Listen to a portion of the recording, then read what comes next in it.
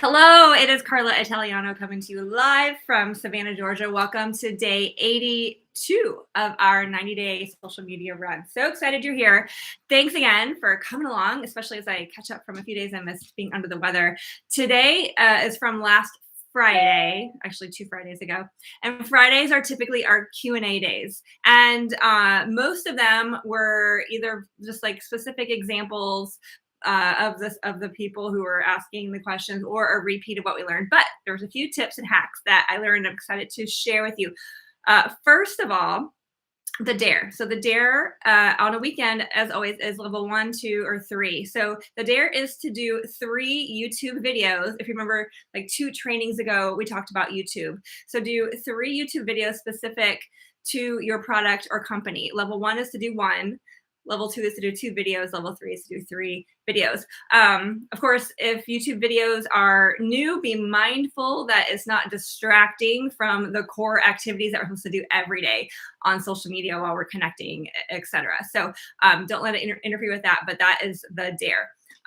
Here is a little bit of feedback and the information that came out of the Q&A about like network marketing business versus selling courses, what to do if you're ghosted when asking the question, and a hack for stories if you're not getting engagement on your stories. So these 3 quick things today I'm going to share with you. So first of all, somebody asked about the possibility of selling courses and ebooks. And it is true, once you reach a level of success in network marketing, you can profit from the knowledge and experience and the success that you have had. But something that Fraser warned about is that it is 100 times easier, he says, to build a network marketing business than it is to sell courses and ebooks online, especially on long term. A lot of times when you launch something new, like a course or an ebook, it can explode and feel really good, but to have ongoing success, it's really challenging. And it's not something that will duplicate into your team very well, because somebody in your team who's just starting to build, who hasn't developed the skills yet of network marketing, really needs to focus on that. The e-courses and ebooks can be a lead source for you if you position it correctly. So that is one option for creating leads, but overall, in the big picture, it was not something that he recommended for most network marketers, because it can be a distraction from building your network marketing business, which is the residual income that we all love so much.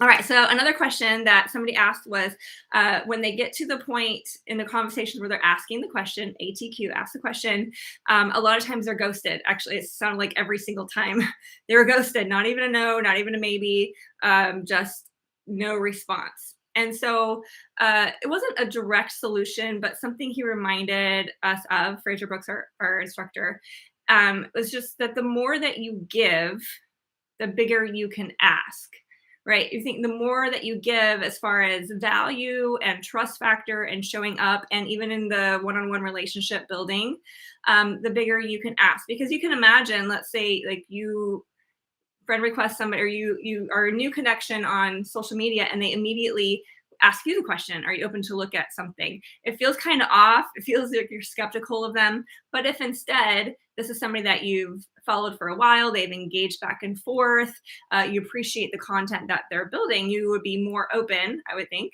to looking at what they have to offer, right? And so remember that in the process of asking the question is always be mindful of what you're giving. Give value, give relationship, etc. And remember, this was really good that he shared. He says, network marketing is a transformational business, not a transactional business.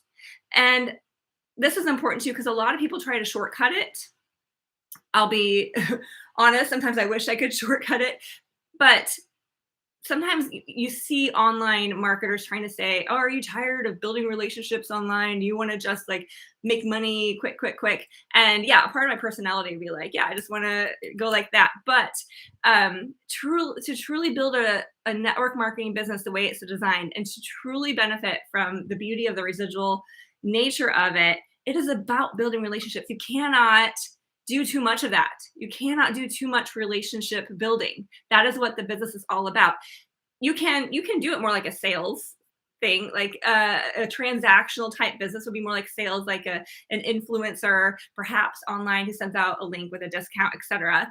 And that is an option. in most network marketing in fact, if you came to my company, you could just sell it online and get a great profit from each one, but it's not leveraging the total system of network marketing, which is building depth and a team and residual income. In order to do that, it is required to build relationships with people, which requires personal development and growth in ourselves. It's not easy, but it is very simple. It is very simple, and it takes time, like anything worthwhile. So remember that when you might be tempted to be like, oh, I wish I could just, get paid and follow these steps. I'm an engineer by trade. So, like science and math is kind of like you do this, you get that, like that logical side is very natural for me. So that's part of my growth in network marketing. What I've had to learn is it's not just do this, you get this outcome. It's a growth, this transformational journey of yourself and growing your relationships and connecting with people. And that's the beauty of it. So just remember that when you're tempted to like wish it was like that, it can be like that, but you miss out on the most beautiful part of this profession of network marketing. So awesome. And the last little hack and the fun tip he shared, somebody asked a question about in their stories, they're using the polls and the questions and they're getting zero engagement. What should they do?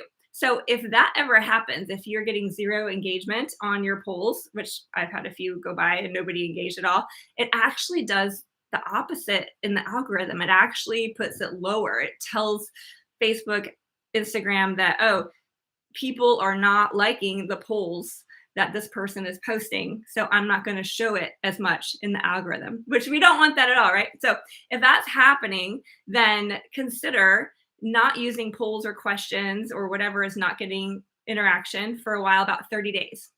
Instead, there is another sticker on there that it looks like a conversation bubble, and you can put a like a heart in the middle. So put the heart on your story and just put a note like tap to affirm.